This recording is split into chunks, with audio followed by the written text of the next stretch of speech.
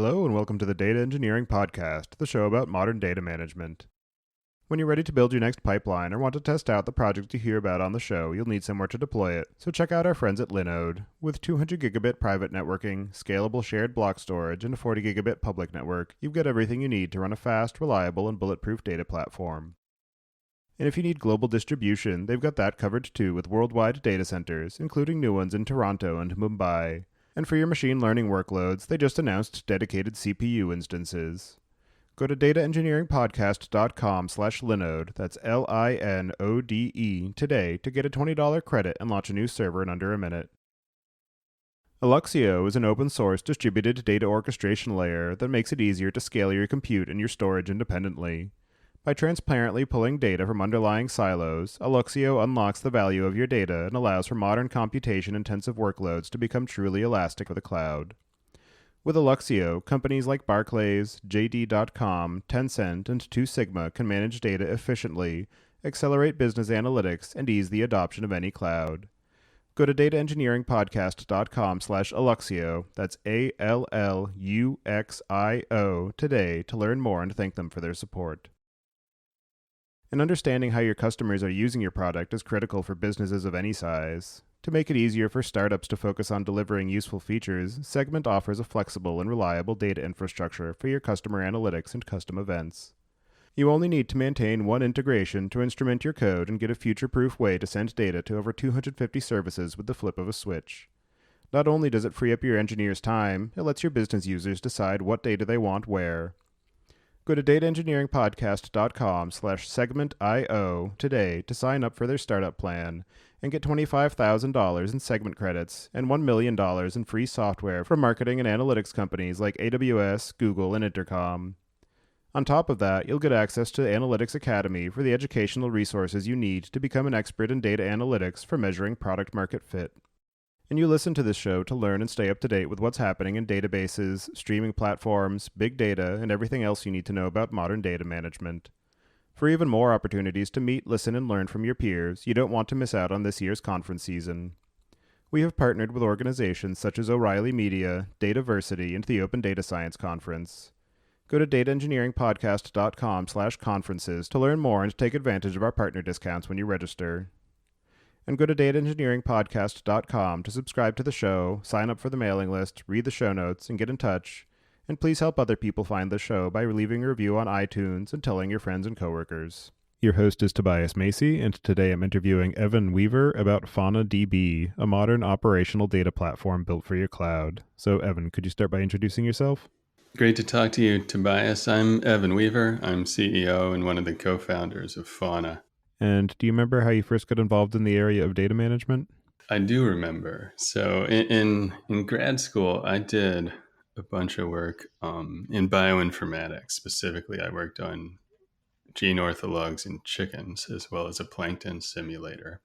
And for the gene project, I ended up using Rails because we needed a web interface to throw some data up. And that was sort of my first experience with web programming. It was my first time using a real database. I got super excited about Rails because of the blog demo screencast thing. And then I spent a week trying to install Postgres. And then from that point forward, I was basically doomed to spend the rest of my life paginating things and working on the data side of platforms. After that project, I went and worked at CNET Networks and did Rails sites there. Specifically, I did chow.com and urbanbaby.com. Urban Baby was a threaded real-time web chat for moms. So if you take away the for moms, it kind of sounds like Twitter. Around the same time my team at CNET left to found GitHub, I left to go to Twitter as employee number 15. And so in the time that you spent at Twitter, you ended up dealing with a lot of different issues related to databases and storage and consistency.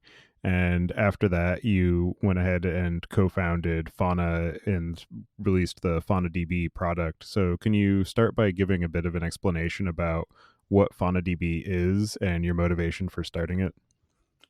Yeah, so at Twitter, I ended up running the what we called the backend infrastructure team. We built all the distributed storage for the core business objects. So that was tweets, timelines, users, social graph, image storage, the cache, probably some other storage that I forget. we also worked on performance. And Twitter was one of the last great consumer internet companies that was built pre-cloud. Like we were using co-located hardware. There wasn't any cloud native software. We had to do almost everything ourselves. And that's partly why there were a lot of great infrastructure startups that spun out of Twitter. And essentially, when we were trying to scale Twitter up, we got involved in the NoSQL movement, in particular Cassandra. And we hosted the first meetup. I wrote the first tutorial. We fixed the build because people don't remember now, but it actually didn't compile when Facebook open sourced it.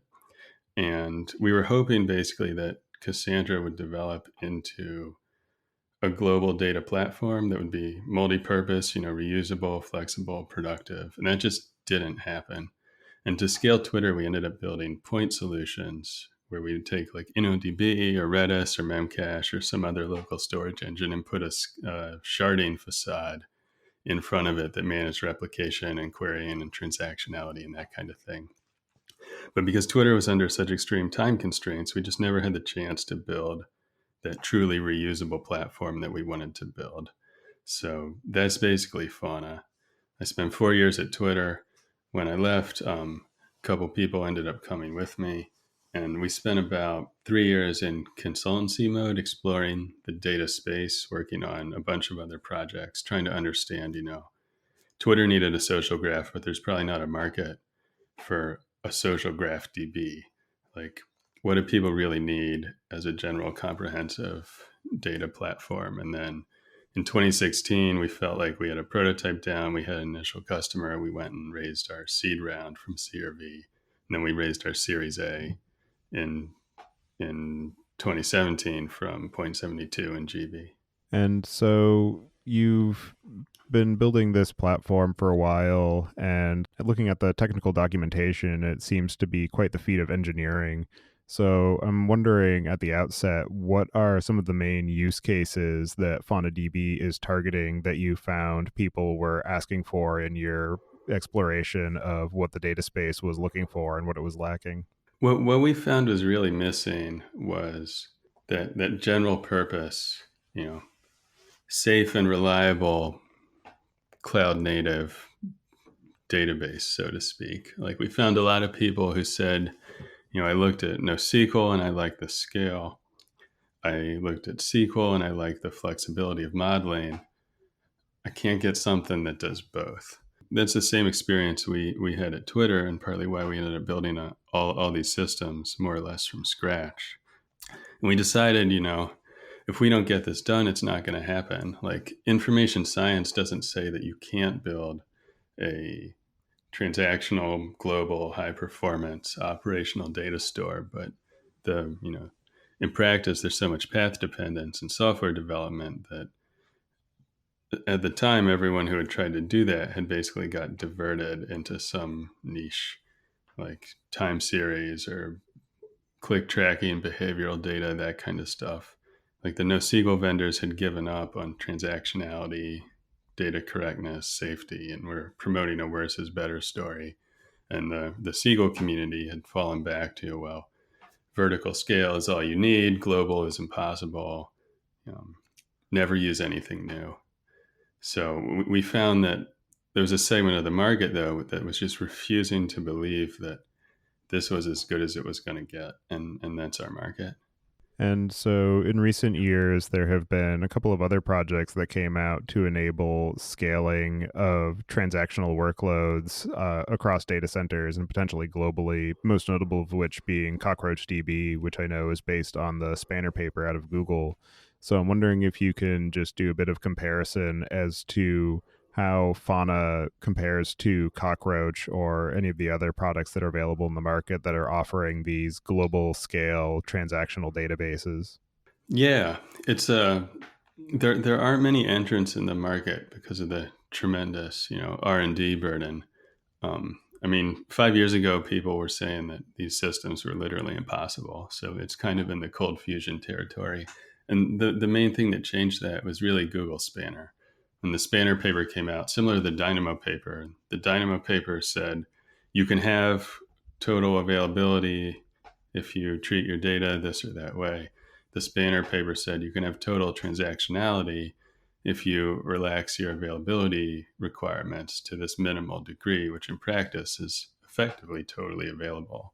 But Spanner had followed on Percolator, and essentially there were two models at the time for doing global transactional multi-partition consensus, like really ACID. And Percolator was the first. It also came out of Google. And what Percolator does is essentially scale up the primary replica model to data center scale, where instead of having a single machine that uses locks to coordinate all transactions, they essentially have a timestamp oracle, it's called, which is more or less a lock server that can be individually scaled up, and every node in the data center has to talk to that guy to do any useful work.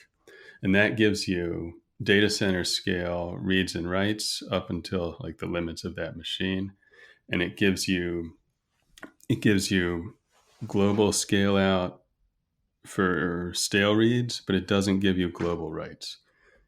And Spanner came out and said, we can use atomic clocks to synchronize the write path to replace the timestamp oracle. And then everyone realized that there actually were mechanisms to deliver global transactionality. But the problem with the Spanner model, obviously, is the clocks. And systems like Cockroach, for example, attempted to import Google's clock synchronization strategy into a public cloud environment where you don't actually have atomically synchronized clocks. And part of the reason that Spanner can pull this off is because the entire software stack is controlled end to end. The network latency is known, the service latency is known, the implementation of every part of the transactional write path is very tightly latency controlled. No garbage collection stalls, no VM pauses, no nothing. Because if you drift out of that clock tolerance, you'll violate correctness and you won't have any way to recover. You might have corrupt transactions and you'll have nothing to do. You'll have no, there's no way to roll back. There's no way to even identify what got corrupted during the window because you don't know if the clocks have drifted out of synchronization until after it's happened. And for that reason, systems like Cockroach have biased towards only doing reads and writes on the tablet leader. So kind of some of the global story isn't quite there. And we were looking at this at the time and we're like, well, we're building for the WAN. Like our customers want this to be global. We want it to be global. We're not satisfied with the limitations of this clock-based architecture. And we took a look at the academic literature and we found in particular there was one alternative at the time, and that was a protocol called Calvin that came out of Daniel Abadi's lab at Yale. And so you've been building the Fauna database on top of this Calvin protocol, and I know that you've also taken in some of the aspects of the Raft consensus algorithm. And so I'm wondering if you can talk a bit about how Fauna itself is architected to be able to achieve this global scale and transactional consistency, and just some of the overall consensus protocol and consensus management that you use to ensure this global availability of the data as well. Yeah. So what Calvin does is invert the synchronization model. Instead of using clocks to figure out when transactions occurred on the data replicas, it sends the transactions themselves to a shared log, which then essentially defines the order of time. These transactions in the shared log are then asynchronously replicated out to the individual replica nodes, very similar to a traditional NoSQL system. And that gives you a ton of advantages. So at the front end, sort of in the write path, you have a Raft cluster, which is sharded, partitioned, highly available, spans nodes, that's accepting these deterministically submitted transaction effects or intermediate representations, what have you. That thing has no single point of failure. It's global. It's multi-data center. Any node can commit to it within the same median latency, regardless of how complex the transaction is. And then on the read side, you can have as many data centers as you please, tailing off this log in lockstep, applying the transaction effects locally to their local copy of the data. And that means that on the read side, you get a scale out experience, which doesn't require any coordination. So we can do snapshot reads from any data center with a single millisecond latency.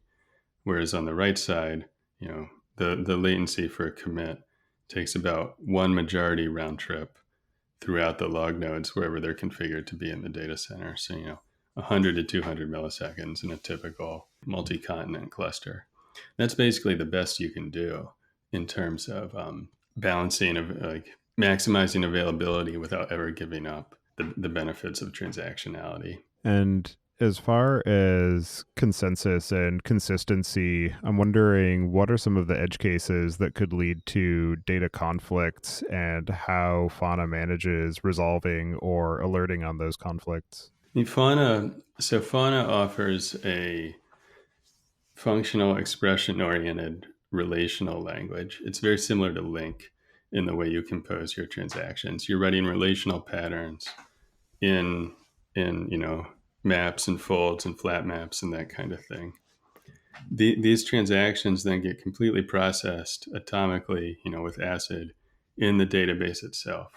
So it's just like working with any other SQL system, except it's not SQL in that if you think you might conflict and you want to take a read intent on some other value, you just write it into the transaction. It's not like something like Cassandra, for example, which can't express reads and writes within the same transaction. So in that sense, you don't have to do anything except describe what the the business model, so to speak, of the transaction or the logic is supposed to be. We allow you to push down stored procedures, which we call functions. We allow you to build unique indexes, consume multiple indexes, create views, transform data, all of which is transactionally available. And in particular, because Calvin has a logical global log, instead of dropping down to the individual leader, like raft leaders for partitions, FaunaDB offers strict serializability or external consistency, just like Google Spanner, which is the highest possible consistency level. So there are no anomalies in Fauna's transactional consensus resolution. There's no index phantoms. There's no reversal of real time. There's no read skew or write skew. You just don't have to worry about it. And as far as the underlying storage layer and the data modeling that Fauna supports, I'm wondering if you can talk through how that's implemented and specifically for the multi-model capacity, how the query layer is designed to be able to allow for those different query patterns on the same underlying data. Yeah, and the multi-model is something we're investing a lot in now. We should talk about that in a minute for sure. The underlying storage engine is an LSM tree. It's derived from Cassandra's original level implementation in Java. Fauna is written in Scala and Java primarily. It's not really very special. What's special is the temporality that Fauna layers on top, because as part of the consistency model, as part of the FQL functional query language, we offer total access to the history of your data within the configured retention period. So you can run any query at a point in time. You can create a change feed for any query between 2 points in time. You can get, change data capture from indexes and tables and that kind of thing. And for data that has to be retained forever, you can configure it to do so. For data which is derived and you only want to retain the latest version, you can also configure to do so. And that gives us a ton of power, both in the language that's exposed to the end user and for Calvin, which relies on that history to make read and write intent checking more efficient. And so I'm wondering, given the ability to interact with these different views of the same underlying data, how an application developer would approach data modeling, particularly in relation to a SQL-oriented or document-oriented data store. So Fauna is a document-oriented data store. We call it a relational NoSQL platform, which means you insert documents and you build relations in the form of indexes on top of them. But one thing we've discovered as we've gone to market, been working with our customer base, is that people want the operational power of the platform, but they also want easy integration with the languages they're currently using. So we've just announced our platform plan as well as launch GraphQL as one of the first available languages on top of native Fauna. And our goal is to give people a completely transparent and native experience with these familiar languages, which will give them access to the underlying power of the platform. So if you want to go crazy and basically stay in power user mode, you can use FQL, which gives you transparent and direct access to all the semantics and functional and operational capabilities of the underlying platform, including QoS and security and temporality and all that kind of thing. But if you're just trying to build an app, what you get now is a series of basically best of breed standard languages for that modeling paradigm. So for CRUD, we now have GraphQL. And for key value, we have CQL, which is Cassandra's native language. And we're also working on SQL for relational modeling, which will launch later this year. And then we'd like to also do a couple more data domains, in particular graph, which you can currently model directly in FQL, but we don't have a standard interface for. And what we found is that people are super excited about this strategy because they want that shared platform, especially because Fauna lets you access the same data from different APIs, but they just don't want to deal with the learning curve up front, which is understandable because FQL is pretty unique. Even though it's similar to Link, you have to get a specific driver. You have to understand Fauna's native semantics, which are very powerful, but also, not necessarily intuitive or familiar out of the box.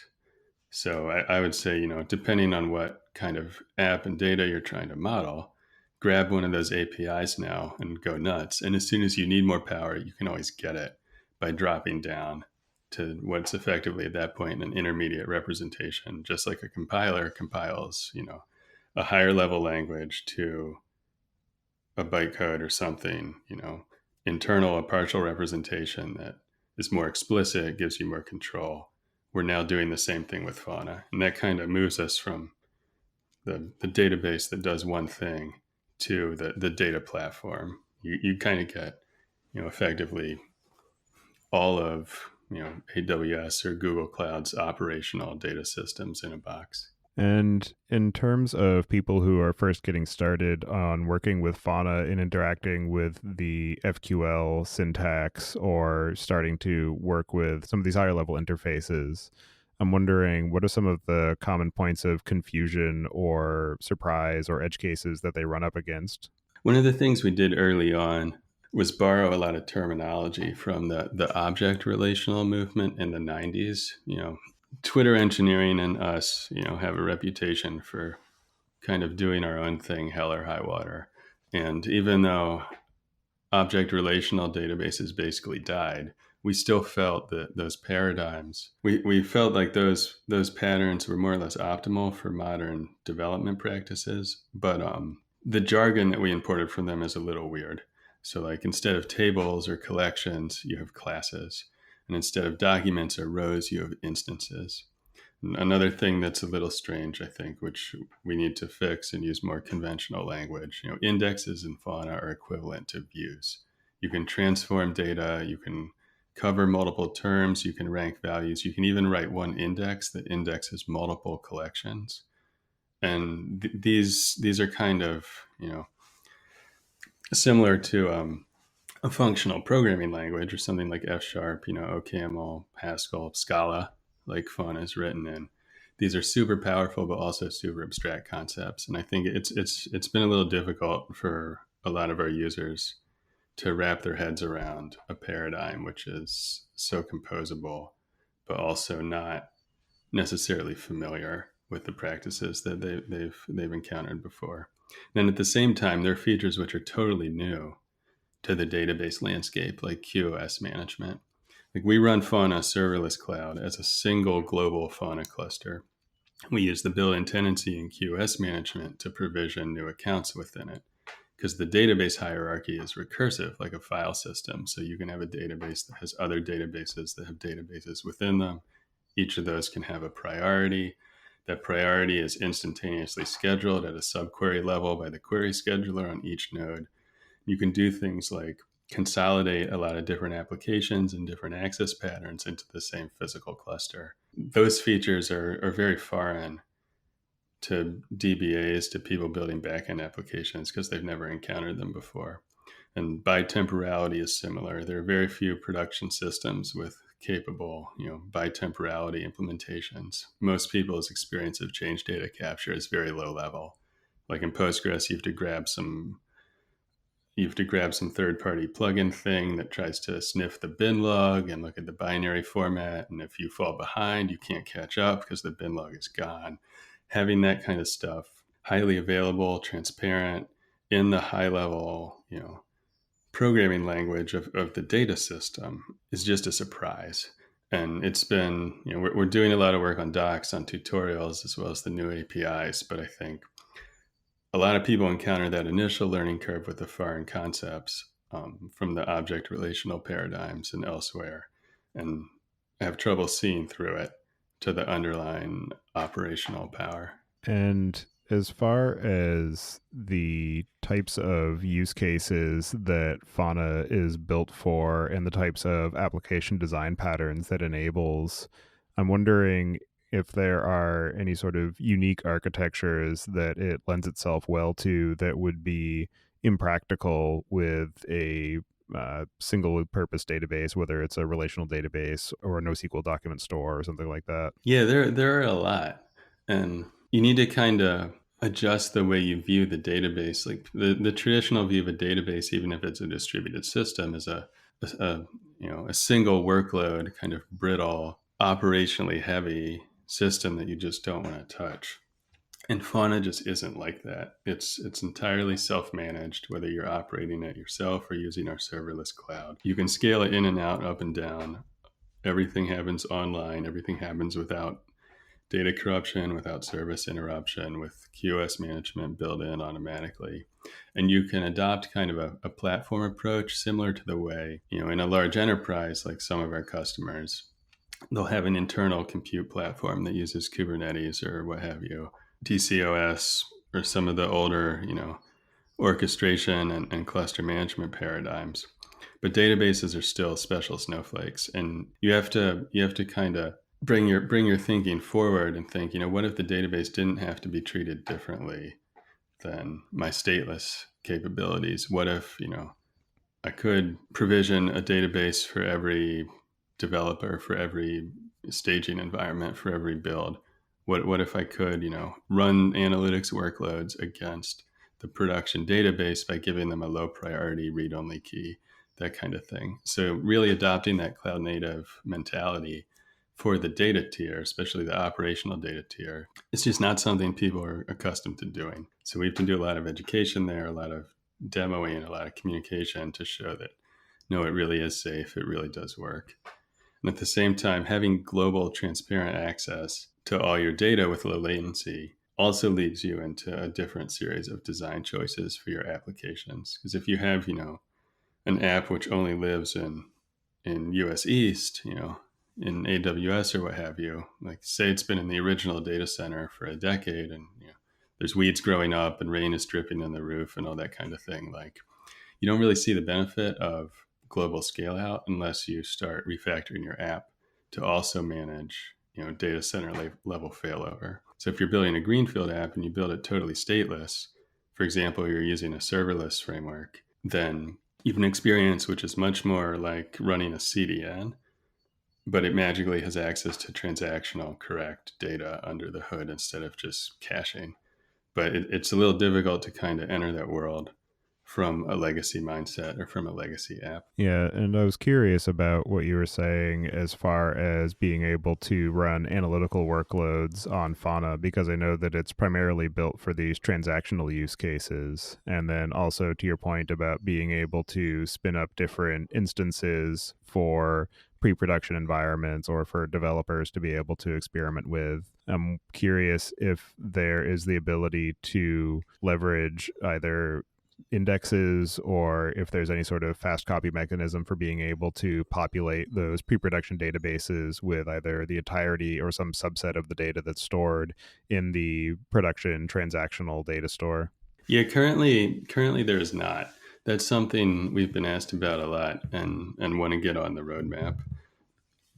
Most testing data sets are relatively small, so copying it with the high level layer isn't a big deal. But that forking branching model has been a request that we've gotten that we'd like to enable long term. One thing you can absolutely do now is, for read queries, you can give a different version of the app a read only key and test it against the production data in a completely safe way. And that's something which is not really practical to do in a traditional RDBMS or another NoSQL system where all you have is administrative access. And there's similar things you can do at the user level with our RBAC system. You can create a security model which lets untrusted clients access public data, that lets users bootstrap themselves and own their own little sphere of the data world directly from a single page front end app or a mobile app or some other embedded device like an IoT device without any intermediate proxy or security layer on top of the database itself. Yeah, and that was another thing that I was impressed by is the level of granularity that you're able to offer in terms of the access control. So I'm wondering if you can talk a bit more about the security model of Fauna and how user management and just overall cluster security factors in and what the administrative interface is for being able to manage all of that. Yeah, that's a good question. The operational management, like true ops, like adding a node, removing a node, adding a data center, happens through an admin tool, which you run locally on any machine in the cluster. But everything above that level is self-hosted and part of the logical API. So, for example, schema records aren't themselves any different than data records. Like an index is an instance within a database or a document. A database is itself a document within another database, all running up to the root of the tree. And at each level of the tree, you also can provision access keys. You can define exactly what they access with with Fauna programming. Essentially, you can write lambdas which are embedded in the key and control, um, exactly what they're allowed to do and at what priority. And that model, because it's self-hosted, is pushed all the way down to the individual documents. So you can have a document which serves as an identity. You can have a scheme either by username password, which allows you to let untrusted devices create a new record without any intermediation by setting whatever their password or secret is supposed to be. Or you can build a stateless service that delegates that identity to something else like LDAP or Auth0 or whatever existing identity provider, Facebook, for example, if it's a mobile app you already have, and then issues back access keys that have the appropriate scope, the appropriate RBAC lambdas installed that let you really push the security that you normally model in the app all the way down into the database. And that's super beneficial for two reasons. First, it's faster because the database can process all this locally. You're not streaming back data that the user is not allowed to see. And second, you have a much stronger guarantee of fundamental security in your system because you're not, especially in a microservices environment. And this applies kind of to transactionality too. If the database doesn't handle these concerns in their totality, the more you move to a serverless or a microservices environment, the more individual code bases you have trying to agree on these access patterns, which are very, very nuanced. And your typical security hole comes from, a bunch of well-meaning implementations which have somehow interacted in an unexpected way. So if you can push that down into the shared data tier, integrate through your data just like it's 1982 and you have Oracle or something. You say the database is the bus.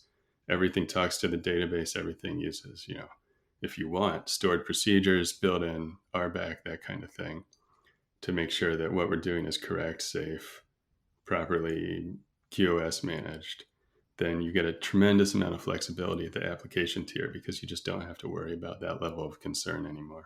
And to your point about the user controls being just another record in the database and being able to manage stored procedures, I'm wondering what the data types are natively in FaunaDB and what capacity there is for being able to create custom or higher order data types, and what level of support there is for being able to push some measure of application logic into the database in the form of stored procedures or custom function definitions? Yeah, that's a good question. And this, there's a really interesting implementation detail in Fauna around this that we don't really talk about. You know, in your typical, like take MySQL, when you create a MySQL database or cluster, you have to set the collation. Well, what the hell is a collation? Like it's the order of ranking of individual data elements based on what language you speak, what other types of data you expect to query, what kind of indexes you want to expose.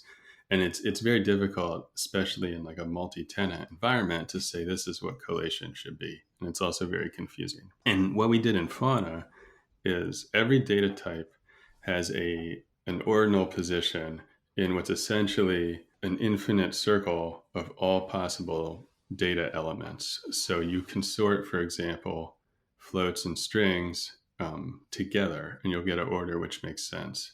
You can sort, and we had to be careful about some of the locale-based stuff because of the way it branches. But you can, for all intents and purposes, sort most languages in a way that makes sense to the end user. And this means Fauna can be statically typed internally and process efficiently all the native data types: floats, strings, bytes, longs, arrays, maps, what have you. Every data element has a rank, a predictable rank, a rank that lets you order it, sort it, partition it, what have you. But at the same time, you can do whatever you please on top of that by taking advantage of that underlying order. So you can create essentially a struct, which has multiple data elements in it. If you want your data to be ranked a different way, you can create an index which transforms it before it gets ranked and also includes the original value. And this is a break actually from the object relational paradigm, because the object relational paradigm is basically like you compile like a native data type, you install it into the database, you have to define all this stuff about how the database will interact with it and sort it and rank it. And you usually can't, create a column, for example, which includes that data type, but also elements of a different data type. You end up falling back to kind of like the varchar MySQL model, where you're like, who knows what's in here? It's just a bunch of bytes. We learned, through our own experience and working with customers and that kind of thing, that people don't really want to extend their database. They want to model their application on top of a shared set of primitives. So that's what we offer. We offer these native data types, but the language itself is, typed but dynamically typed, even though everything's stored statically internally. And we offer stored procedures, which we call functions, which let you push down lambdas into the database written in FQL, which can compose, transform data, augment the language, but at a high level. Like you're not compiling a Java jar to install. You're just writing a query. Once you like the query, you can give it a name and put it into the database. Obviously, that function is itself a Fauna document, so it's versioned. You can see how it's changed by going through the temporal history.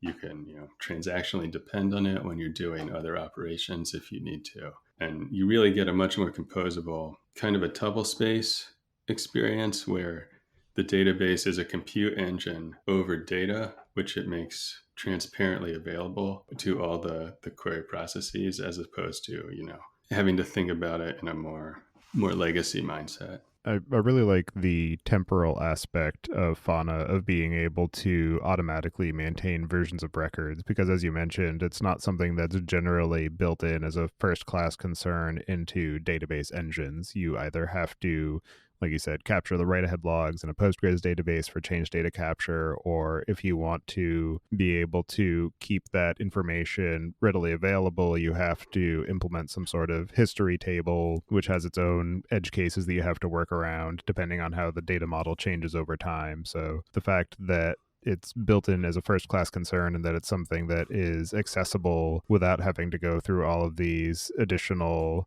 backflips and additional tooling, it's definitely a very valuable addition. And I'm curious, what are some of the other interesting features that are often overlooked or misunderstood, and any particularly interesting or unexpected ways that you've seen Fauna used? Temporality is definitely one. Like we originally, we came from Twitter, right? So we thought every app would have feeds in it, which by and large was correct. But it turns out, people are also struggling with much more fundamental data issues, like is their data correct and available? But one thing we've seen is kind of an augmentation pattern where you have a traditional database and you want to keep history, but you don't want to deal with logs basically. So you can add a trigger into the application layer or into the database itself, which replicates the individual changes into Fauna. And then that can let you expose those changes, not just locally, but globally as feeds, as change data capture for data services and other data centers. It can let you, for example, span clouds. If you have your app already built in a single data center in a single cloud, but you want to start getting data, like let me be more concrete. Say you have a legacy application which built in US East 1, it uses Postgres or something like that, but you're not going to migrate it to Google Cloud, at least not out of the gate. But you want to take advantage of some of the unique services in Google Cloud, like the machine learning capabilities, for example. What you can do is add a trigger either in the application layer or in the database itself to write changes to Fauna. Use Fauna serverless or operate it yourself. Span that data into Google and then have it locally accessible, either reading from reading from Fauna local to update an analytics system that has storage, or directly querying the local Fauna cluster from a Spark-like kind of service with the Fauna driver. That kind of inverts the database model and takes advantage of temporality to create a bus. But you don't just have change events, you actually get to query all of your data.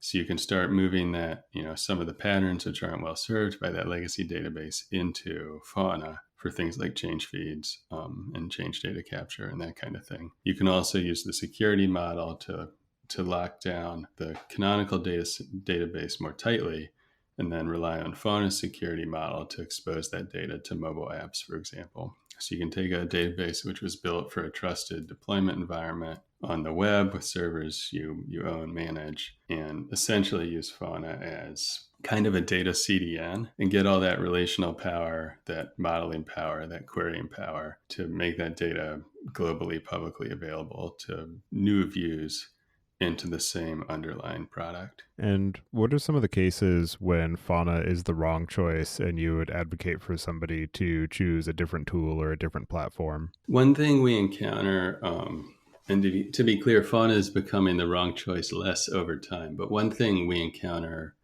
with some frequency that will remain the case indefinitely is time series use cases. A lot of people confuse time series and temporality because they both involve time. Fauna's temporality is really about storing history and change history of mission critical, like user generated content, stuff that's super important. And time series is really it's about data that individually doesn't matter and only is interesting in aggregate. So the operational characteristics people are looking for are wildly different. They want a lot of analytics roll up aggregation features that Fauna doesn't currently have. They want it to be cheap to the point that they give up, correctness, transactionality, even availability in order to store as much data as fast as humanly possible, because the individual rows, just don't really matter. It's all about the aggregates. So that's something we've encountered with some frequency. And, if you really want to do time series, you should grab something like Influx or potentially Cassandra, like a truly eventually consistent NoSQL time series database, which is optimized for those patterns. And right now for OLAP, for example, Fauna doesn't have native analytics capabilities. So you can query it from something like Spark with a Fauna driver.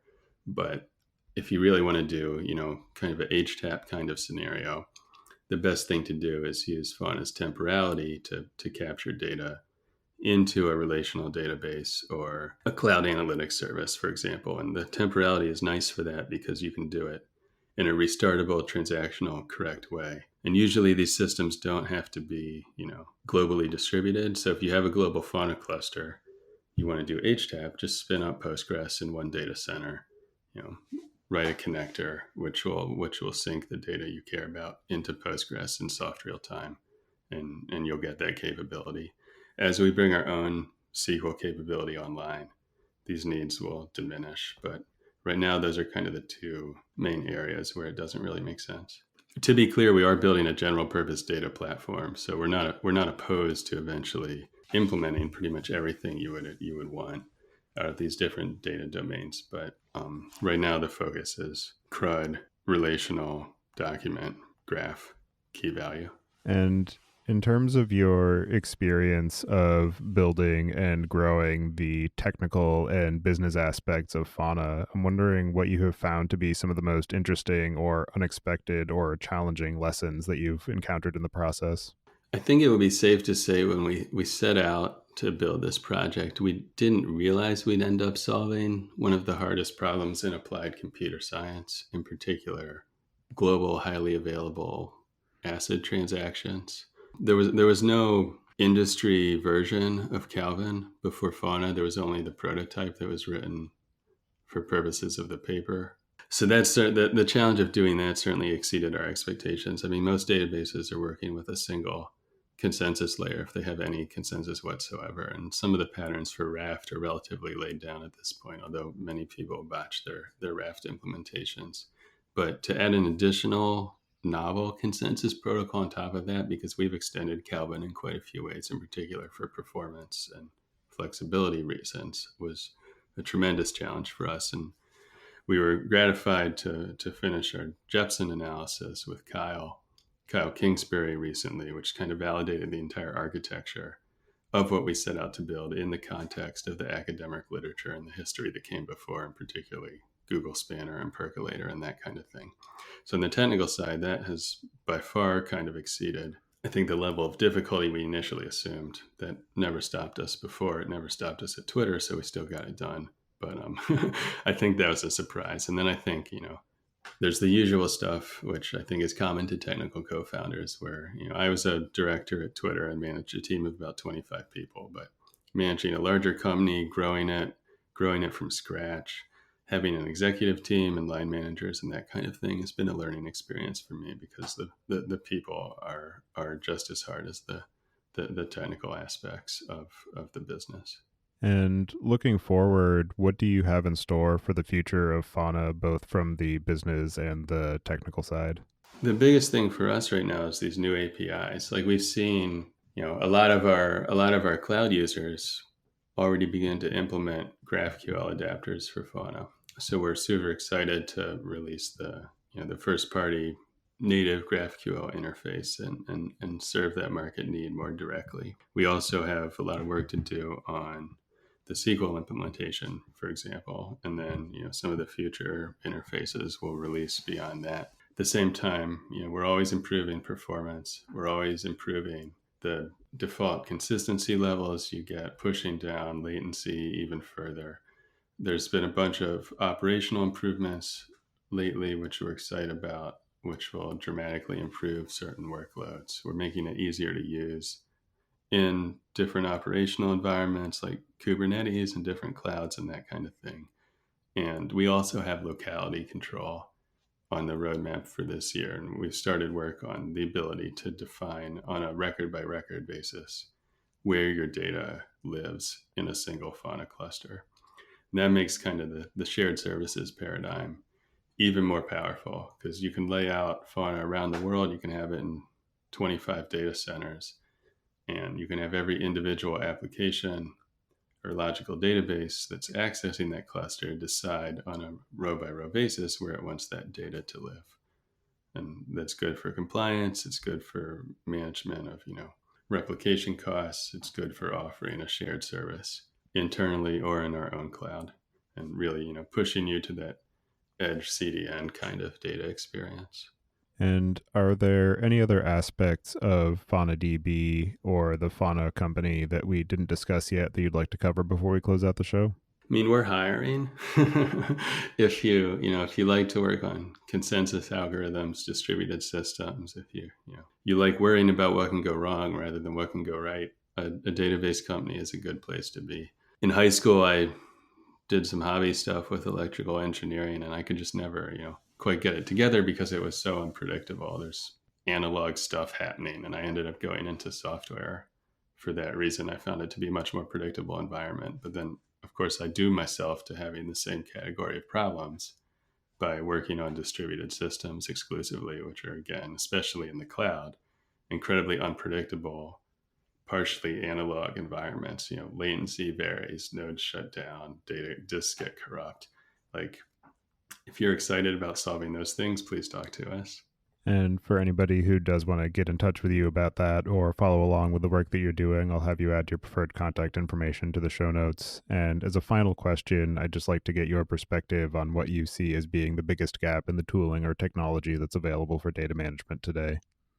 I think, to me, the biggest gap is really that serverless edge experience. Like, we're pushing the granularity of application building down to literally nothing. Like, you had kind of a series of incremental paradigm shifts from physical servers to co-located or leased servers to virtualized servers to containers. They're still all little servers. It's like, if you, like, every thought you had to mentally conceptualize it as being in a book. And it just doesn't make sense from a productivity perspective to think about software, especially distributed software, this way. Like, who cares, like, how many functions can run within one container? I don't. I just want to know if I have the aggregate capacity to execute the workloads my users are generating. And it requires a complete inversion of that abstraction, which we finally have now for the most part with serverless frameworks on the compute side. We've had it for a long time with CDNs on the caching side, but data, especially operational data, is always the last thing to move because it's the riskiest. So you can now get, some serverless analytics capability with things like Snowflake, but your canonical operational user-generated mission critical, data, which is the existential underpinning of the business, still lives in essentially, a mainframe. And what we're trying to push with Fauna and what the entire industry needs to push is, bringing this paradigm to its logical conclusion, which is you should not have to care or even know as an application developer how your data tier is operated. It should be completely orthogonal. And at the same time, as an operator, you shouldn't have to care what your applications are doing. Like the model of a DBA who has to go in and tune queries and make sure everything is safe to execute and fail over nodes to hot spares and stuff is an 80s model. And we need to move past that to an arm's length utility computing serverless model where if something's behaving badly, in Fauna, for example, if you have an application that it's consuming too many resources, lower its priority. You don't have to know what it's doing as an operator. And if you want global resources as a developer, just provision a new database. You don't even have to think about where those data centers are located. And that's the experience we're closer to with serverless, and we're already there with CDNs. But data is just harder because the quality bar is so astronomically high. Because, the NoSQL movement was notorious for essentially killing businesses. Like Dig comes to mind with their experience with Cassandra. And people are smarter now, and they demand that their database vendors really do the work. But until the vendors do, like we're doing at Fauna, we're still going to be stuck in that mainframe mindset. Well, thank you very much for taking the time today to join me and discuss the work that you're doing at Fauna. It's definitely a very interesting project and seems to be quite the feat of engineering. And there's a lot of great technical resources that you've put up for people to be able to understand what it is that you're doing and working on. So I appreciate all of the work that you're doing on that front, and I hope you enjoy the rest of your day. Thanks. It was great to talk to you. Thanks for having me on the show.